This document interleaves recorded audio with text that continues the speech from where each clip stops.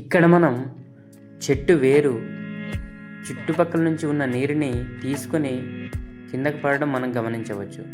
ఇక్కడ ఏం జరుగుతుందంటే ఒక చెట్టు దాని చుట్టుపక్కల ఉన్న నీటిని చెట్టు వేర్ల దగ్గర ఉండే ఎయిర్ సహాయంతో ఆస్మోసిస్ అనే పద్ధతి ద్వారా చెట్టు వేరు కాండం పైభాగం నుంచి నీరు తీసుకుంటుంది. అలా తీసుకున్న నీటిని కాపిలరీ రైజ్ అనే ప్రాసెస్ ద్వారా చెట్టు పైకి తీసుకెళ్తుంది.